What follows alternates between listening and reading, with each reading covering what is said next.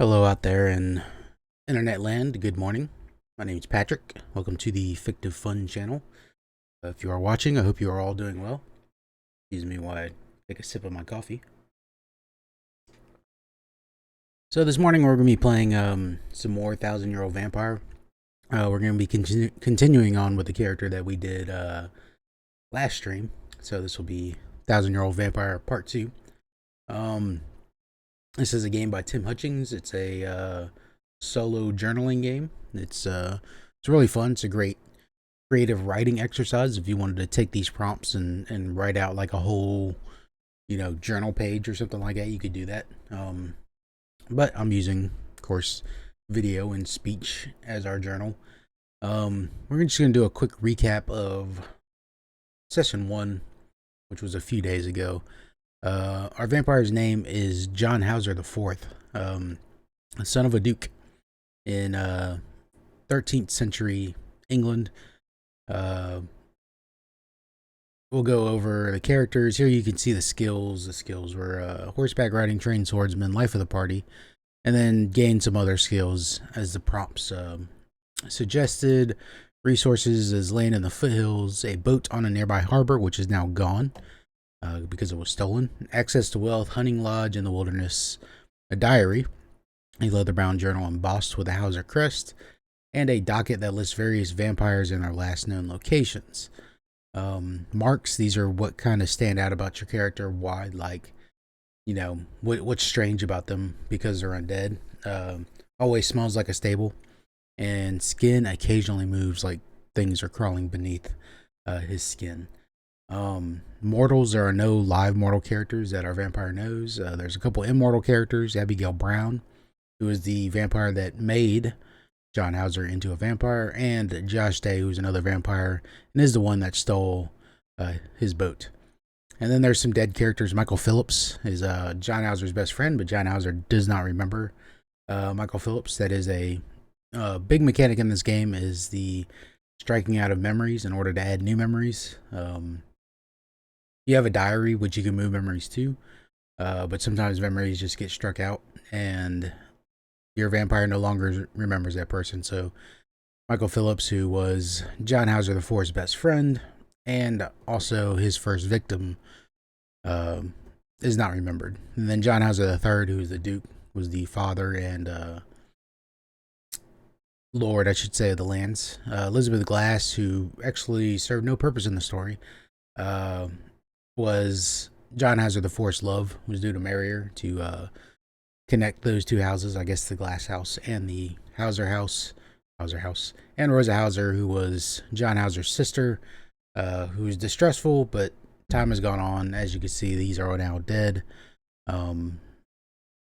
Most of them of old age because a century had passed due to one of the prompts, where we had to kill off all the mortals.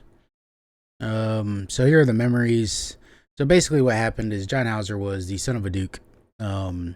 Abigail Brown came along and killed all the horses in the stables. Like the Hausers had a lot of horses. It was like their thing, and Abigail Brown showed up, killed all the horses, also killed John Hauser IV, but he rose and killed Michael Phillips. Of course, John Hauser IV doesn't remember that. The father discovered this, and rather than betray his own child, decided to set him up in a hunting lodge out in the wilderness. And while out there, Josh Day showed up and they spent some time together. But then Josh Day disappeared, and somehow John learned that Josh Day took his boat. As far as anything else that happened, that was it. Abigail Brown showed back up in the woods wandering, and John got the better of her and ended up taking a docket full of names and locations of other vampires. So apparently there's plenty of other vampires in the world. It's pretty widespread according to this docket. And they have names and locations of other vampires. And that's where we finished. That was on prompt 8, number 2. You gain advantage over an immortal character. What do you take from them? What do you learn? Convert a memory to a skill. Strike out that memory. Gain a mysterious resource. So our skill that we gained from that was horse training. We struck out that memory right here. That's how we forgot about Michael. But we know how to train horses, we just don't know why. And gained a mysterious resource, and that was a docket that lists the various vampires and their last known locations. So we're going to continue on with the prompts. Pull up the die roller here. We're going to roll a d10 and a d6. And we take the difference, that's 5. So we move up 5 from prompt 8. And that will be 13. All right. Generations of the same family serve you. This line starts from any living mortal character, or from the descendants of a dead mortal character. What bizarre rituals do they tie their servitude? Lose a resource and create a servitudes of the lineage resource. And I will be playing until I'm done with my coffee. So if you're wondering how long the stream is going to be, it's going to be till I'm done with my coffee. Wow. Okay. So we don't have any live mortal characters. Generations of the same family serve you. This line starts at any living mortal character or the descendants of a dead mortal character. So all our dead mortal characters. We got 2 Hausers. We got Elizabeth Glass, and we got Michael Phillips. What bizarre rituals do they tie to their servitude? Lose a resource. What resource can we lose? Land in the foothills, access to wealth. Hunting lodge in the wilderness. We could lose our diary, or we could lose the docket of the various vampires. And then we create a servitudes of the lineage.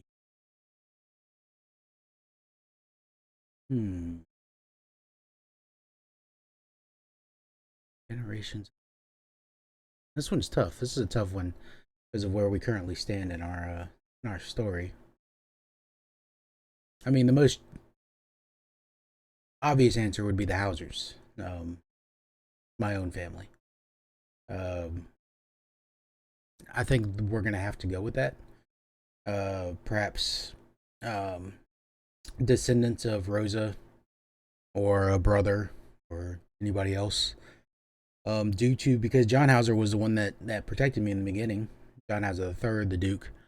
So it would make sense that the other Hausers also served me, but we would lose a resource. How about access to wealth? Like, that makes sense. Let me get back over to the doc screen here.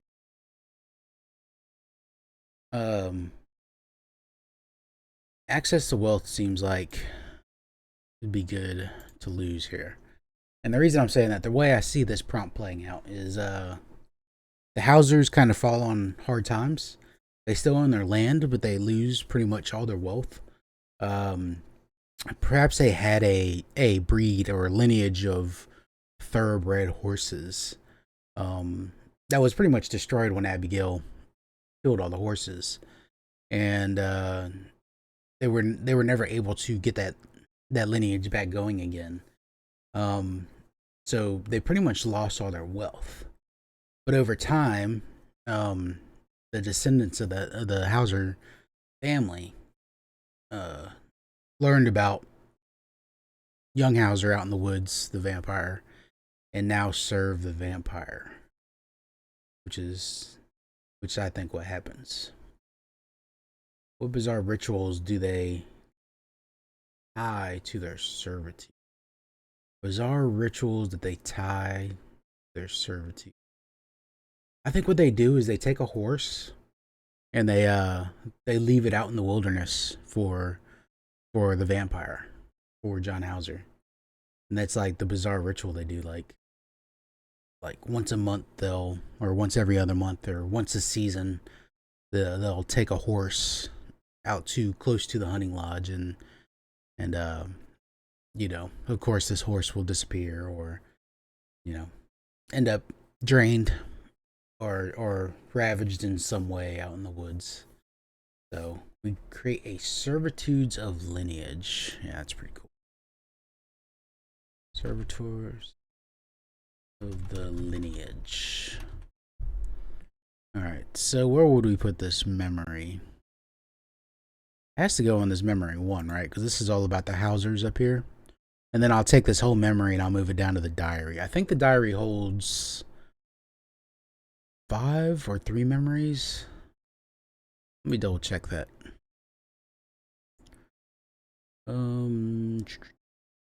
It's memories. Diary. Diary can hold up to 4 memories. Okay. So the thing with diaries is it's in a physical object, so it can be lost as a resource. Which is another way you can forget memories. Alright, so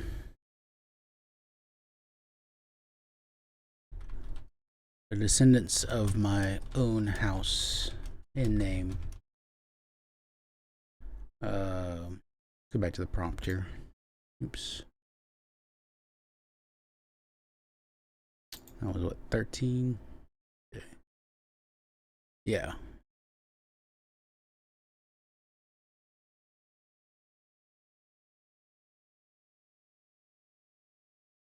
Worship my existence and serve me. Once a season, they lead a horse in sacrifice for my own blood hunger.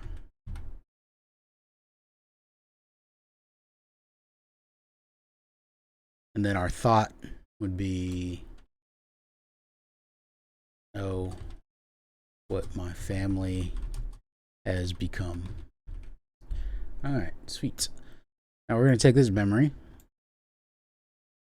and we're going to move it down to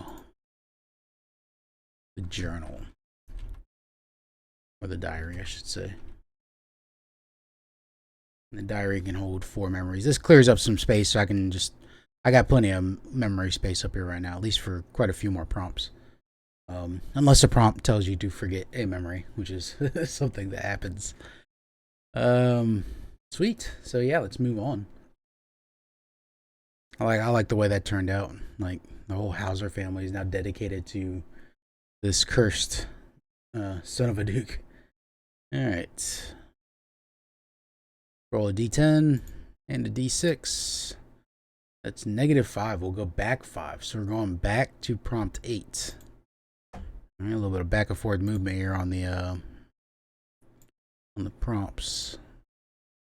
So we have to answer the third one on this prompt. A character you've angered has powerful allies. Create a new immortal character who is the face of this mysterious group which harries you. Check a skill to escape their grasp. Take the skill Time to Leave. Move to a far off region.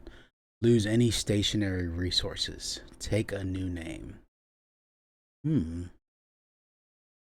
Okay. So I'm guessing we are still kind of in the 14th, 15th century range here. Move to a far off land. Okay. Let me think about this for a second. See what kind of ideas pop up. Obviously, I think Abigail would be the most likely to send powerful allies against me, since I did take that docket. And obviously these powerful allies might be other vampires. Create a new enemy immortal character who is the face of this mysterious group which harries you. So we have to create another vampire, or at least an immortal character. Check a skill to escape the grass. Take a skill Time to Leave. Move to a far off region and lose any stationary resources. Take a new name. Where should we move to? We'll figure that out first. Where does Hauser move to? Far off land. Now, far off, it's a pretty relative term when it comes to, 14th or 15th century travel. Far off isn't really that far off.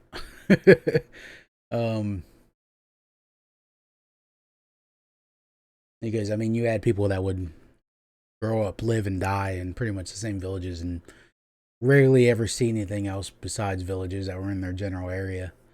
Um,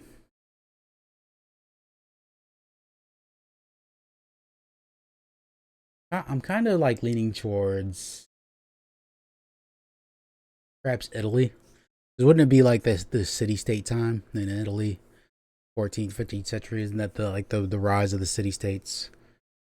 Like I said, my history is not the greatest in that era. Um, yeah, let's just go with that. I'm gonna say John Hauser ends up fleeing to Italy, but why? So I think Abigail uh contacts another vampire. Um, let's see. This mysterious group that Harry took a skill to escape their grasp. Yeah, so I'm thinking like this is a group of vampires that are like vampire hunters. Um, kind of like Blade in the past. um, man, I gotta mark off any stationary so I lose my land for sure. I don't necessarily lose my family or my servitors because they come along with me.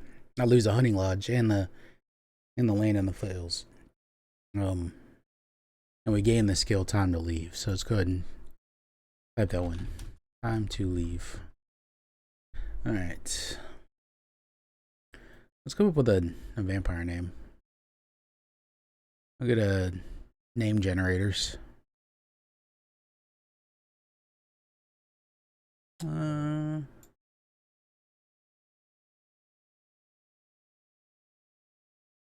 where's my name generators? Here we go. All right. Hmm. Names.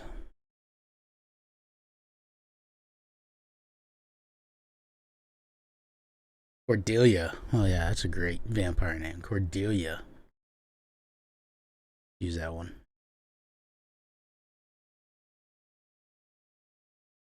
Cordelia. Vampire leader of the vampire hunters. Like maybe these hunters are just so ashamed of being vampires. They hunt other vampires. And Abigail set Cordelia on me. Chased me from my homelands. Okay. Where should we put that? We'll put this in memory too, because that makes sense. Abigail sent Cordelia and her crew of vampire slayers after me. I was forced to leave my lands and travel to Italy.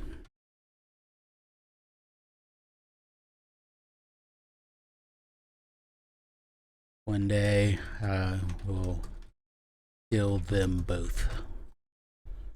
So Hauser's getting a little vengeful here against Abigail and Cordelia being chased off the home. So land in the foothills, gone. Hunting lodge in the wilderness, it's gone.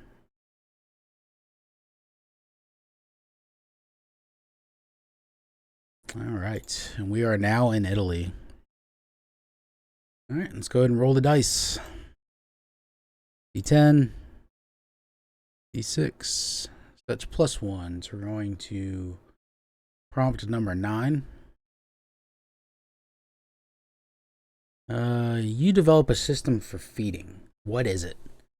What happens to those who die? Create a skill that reflects this. System for feeding.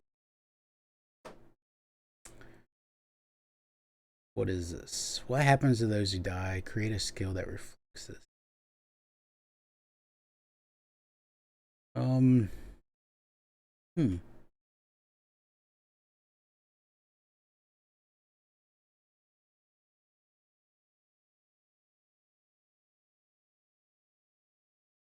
I imagine that although young Hauser has a a penchant for blood, human blood, like any other vampire, I think he's gotten used to eating like large mammals because it's like one of his skills. He can smell large mammals. Um, the vampire that turned him actually like fed on a bunch of horses. Probably passed that on to him as well. Is that he's got a penchant and like his people, the servitors, would bring him a horse once every season. So like a system like perhaps he sets himself up as like a livestock trader, um, and or like even like a shepherd maybe, or a herder, a cattle wrangler, I guess you could say. Um, yeah, like a livestock farmer, and develop a system for feeding. And what happens to those that die? They just get buried out in the fields. Um, Create a skill that reflects this, and yeah, I think that pretty much sets up that system of feeding. Yeah, it's not people, but like perhaps he's eating a lot of cows and horses and stuff like that. So like animal husbandry, I guess you could say. We'll be more specific. Large mammal husbandry. Um, where can we put this? Put it in 5. It's an empty memory or 1. Nature changes slowly. No, I don't think that one fits there. All right, we'll just put it in memory 1 here. Um,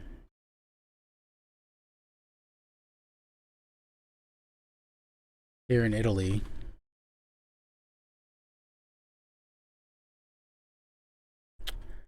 I have learned the ways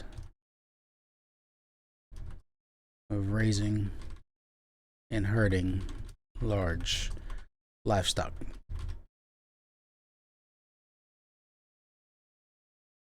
An endless supply of food for myself. Um, Not and endless, and endless. Oops. All right.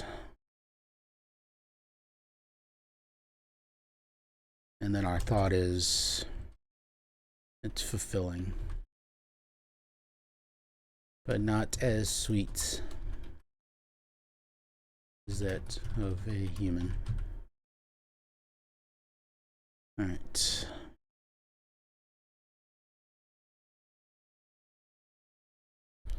Okay, that one is done. We got our skill. Oh, we had to check a resource on that last, or check a skill on that last one to get away from Cordelia. Um, I'm gonna say never trust an immortal. We're gonna check that skill. I'm pretty sure we had to do that in the last one. Let me double check here. Uh, yeah, check a skill to escape their grasp. So we'll add that into kind of the narration here. Um, that like Cordelia probably tried to kind of trick John into trusting her. Why she set a trap to eventually slay him, and but John remembered never trust an immortal and took off. That's how he got away. Okay, let's get into a roll here. D10, 2, D6, 1. So we move forward 1. We are on prompt 10.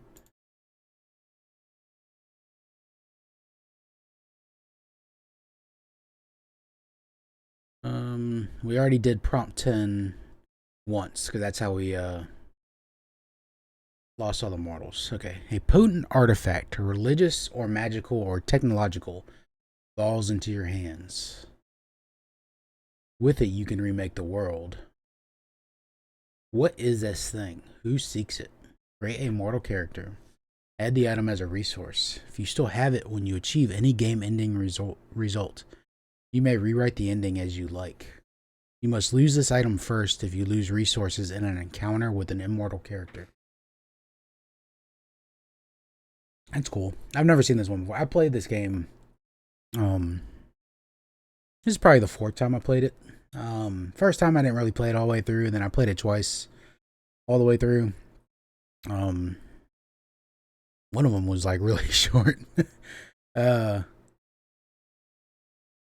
But yeah, I've never seen this prompt before, and that's really freaking awesome, I should say. All right, a potent artifact, religious, magical, or technological, falls in your hands. With it, you can remake the world. What is this thing? Who seeks it? Oh man, this is like so open. It could be anything. Potent artifact, religious, magical, or technological, falls in your hands. With it, you can remake the world. Potent enough to remake the world.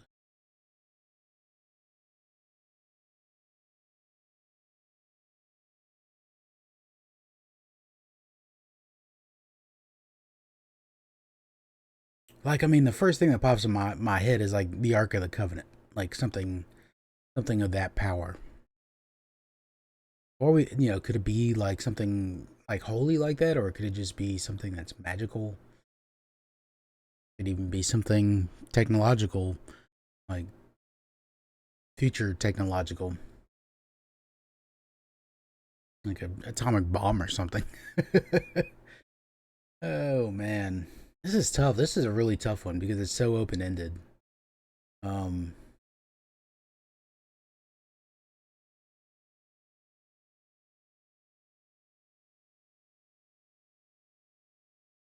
hmm.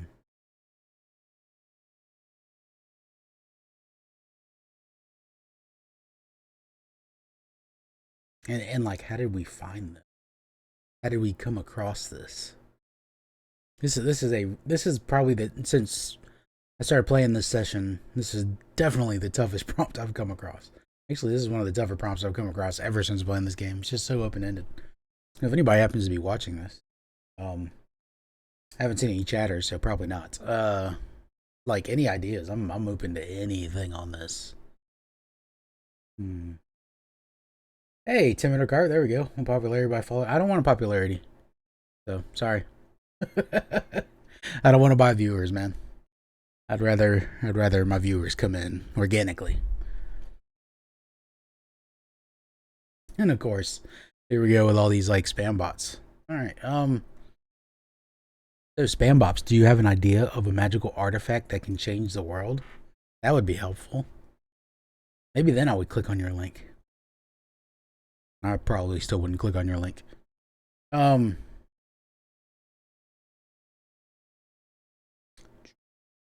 potent artifact.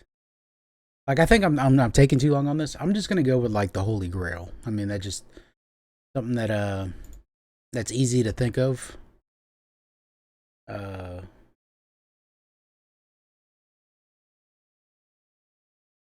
so like the Holy Grail. Who seeks it? Create a mortal character. Add the item as a resource. Still having G. Okay. Um, must lose in an immortal encounter.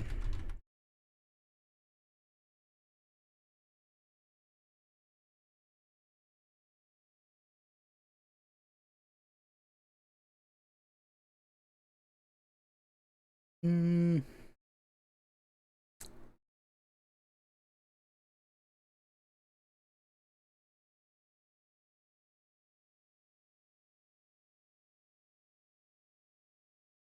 Sorry, spam bots. I gotta delete your messages.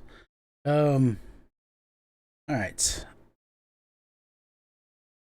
So like we found this probably just like in the most nondescript place, like out in a field, like a cow or a horse stepped into a hole, and like inside that hole was the friggin' Holy Grail of all places in Italy. Um. But Who is searching it? All right, let's come up with a character here. Let's fantasy name generators. We're in Italy. We'll go with an Italian names.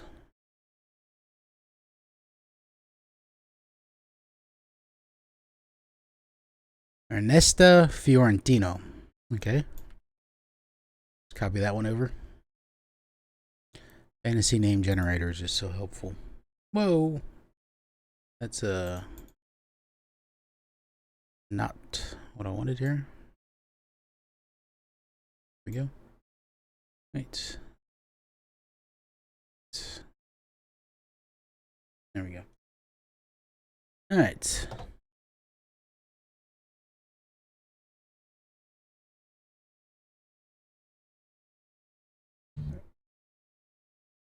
Let's see.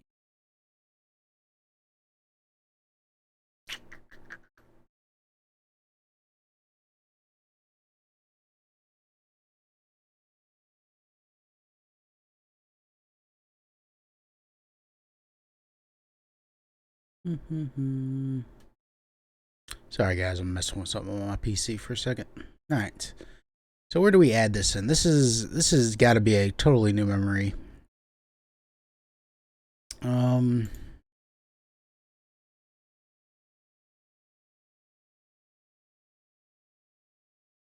a nondescript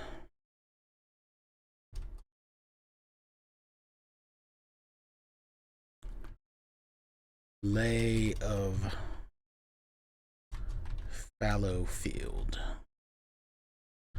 I come across the artifact of all artifacts,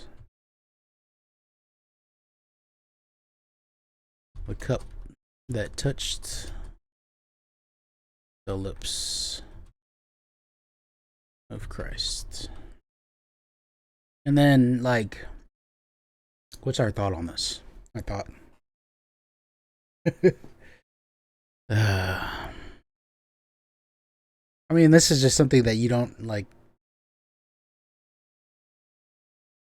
even a vampire, like, having something as powerful as, like,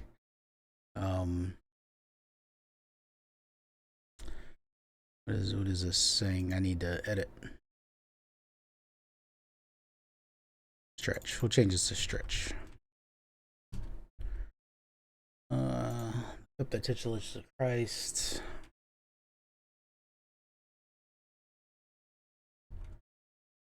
How does someone like myself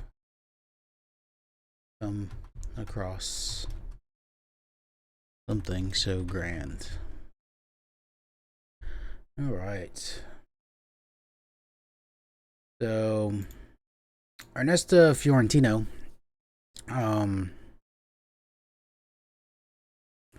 perhaps we came across, or John came across her. She probably had clues that was leading her to this area in search of the Grail. Perhaps she had some, like, notes of from the Crusades or something about the Templars hiding their treasures in some fields in Italy. Like, she was searching. So a scholar in search of the biblical antiquities. All right. So that's how we cross paths, but of course, John isn't going to tell Ernesta that he found the Holy Grail, the Cup of Christ. All right, let's move on. That was a really, really tough prompt to that. I didn't know where to go with that. All right, D10, 10, D6, 2. So we're gonna move forward 8 spots, which is a good thing because we've been kind of hovering around the 7, 8, 9 area for a while. So we're gonna move ahead 8 spots from 10, and that is 18. 18. You have fed too long in one place, destroying a community or social group. Who were they? How did the last community member die? Gain a scavenged resource. Lose a resource. So I can't lose the Holy Grail yet. If I lose a resource or an encounter with an immortal character, I automatically lose the Holy Grail. But man, I'm like, all right. Come back to the docket here. Oh man, I could lose my servitors. Oh man, could I have fed on my own servitors?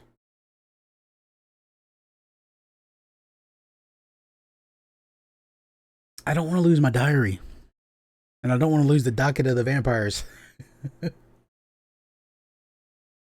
I can gain a scavenged resource. Like, what's a scavenged resource?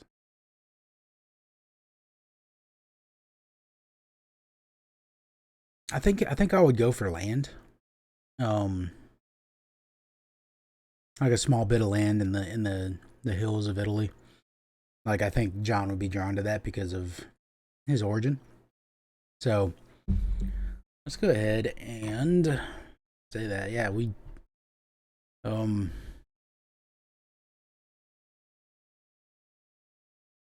let's see, where do we put this? We put it up here in the Italy part. This one more deals with vampires. This one has to deal with nature. This one has to deal with father building me a hunting lodge. I should probably, actually, I could probably delete. I'm gonna strike these out here. I'm actually gonna forget these memories.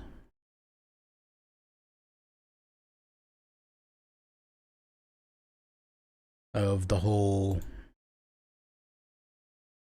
of everything about my father. I do remember who my father was, but I don't remember that he tried to help me and all that. All right.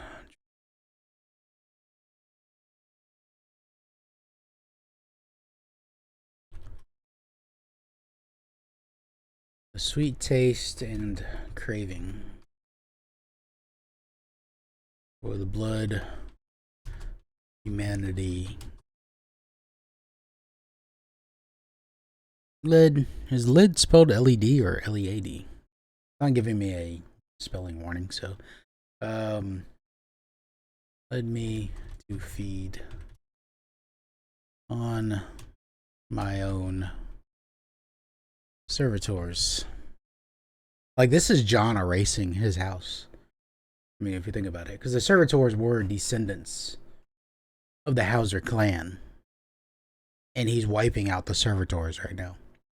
They followed him to Italy, and he's wiping out his own people. That's pretty gnarly. I love the stories you can come up with games like this. It's oof. That one actually like gave me like goosebumps. Like just thinking about a vampire wiping out their own lineage as they forget about their father, who, you know, kind of focused on family and what the family had gained. Yeah, that's pretty wild.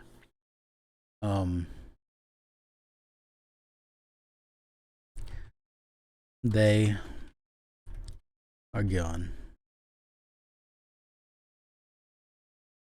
but I have taken their land for my own. So I imagine these servitors had their own little piece of land that they got a hold of in Italy over time. And yeah, so we're gonna lose the servitors of lineage, our own people. Young Hauser the vampire is all that is left of the house.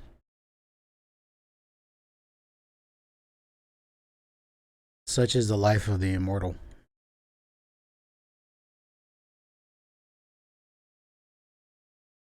So what is our thought? This is my home.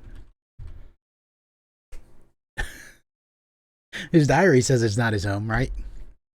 Because his diary says, if he reads his diary, that he is John Hauser the Fourth, son of Duke Hauser, given birthright of land.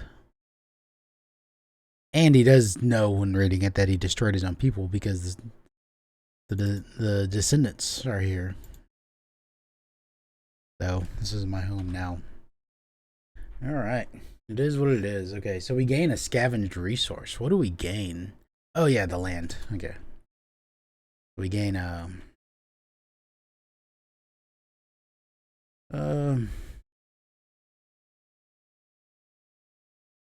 a small bit of land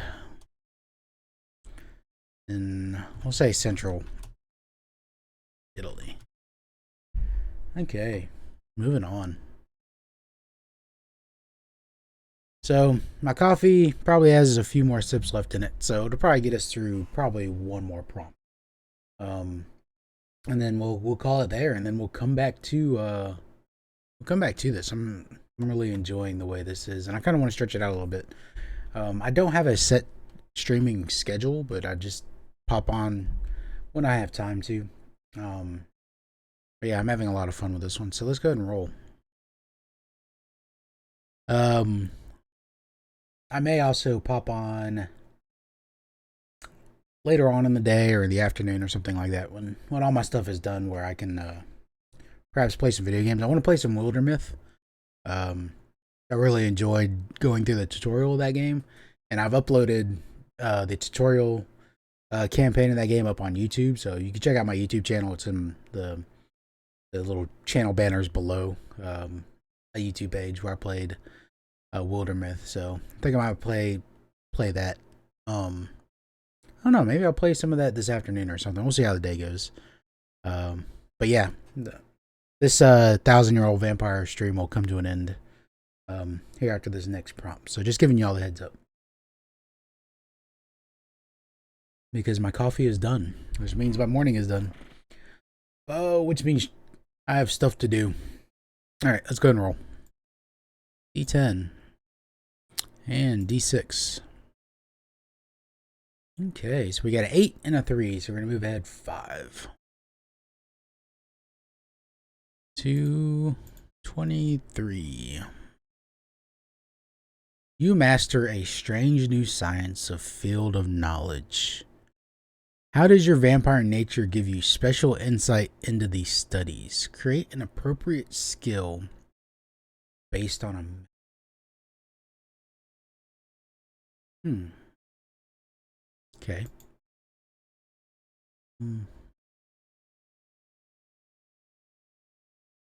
You master a strange new science or field of...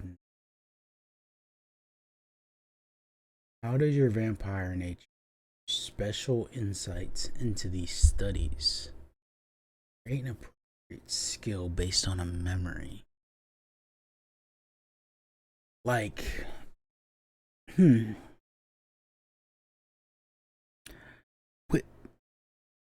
so like around this time, 15th century, I'm saying,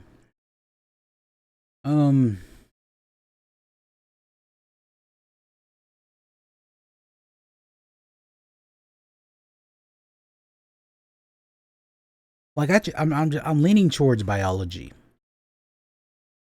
because John's been around a lot of animals, not only in his living years but in his unliving centuries.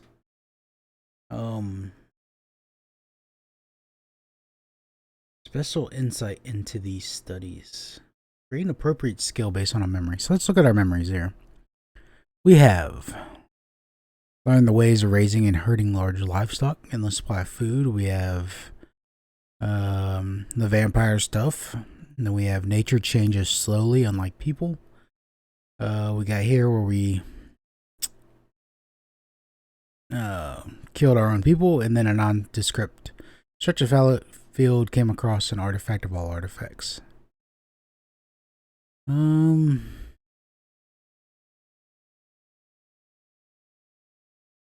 Yeah, I think I'm gonna go with this. I'm gonna say, like, John like learns about being like the biology of animals, and this would be considered a strange field because, you know, back in those days you still had a lot of like things like bloodletting and leeches and herbal remedies. I think that John learns like about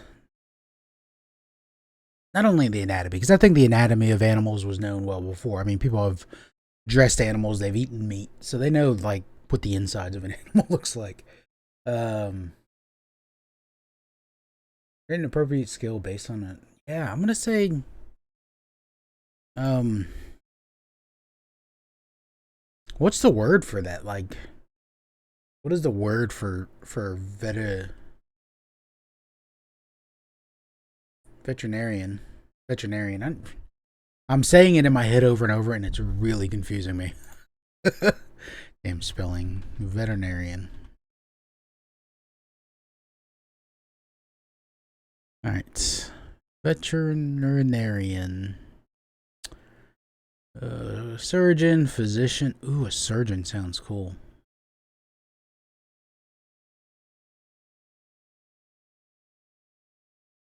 Veterinary surgery. That's what I'm gonna do. Like, that would be strange back then, right?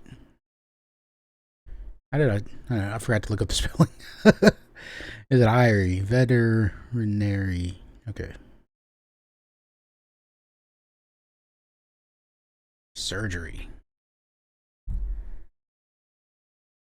Like perhaps John knows like how to spot like, you know, perhaps maybe some diseased organs or diseased parts of an animal and, cut them off and save the animal's life or prolong its life. And that would seem pretty weird in 15th century Italy, wouldn't it? Or late 14th century. That's kind of where I'm at in my brain here. All right, so yeah. Uh, observing animals for well over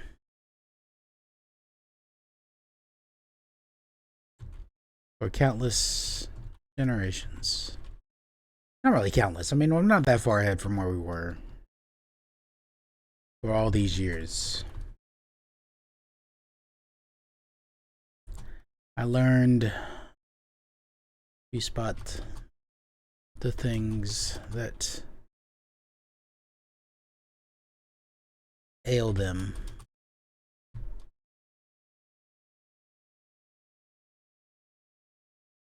I also learned how to remove those ailments.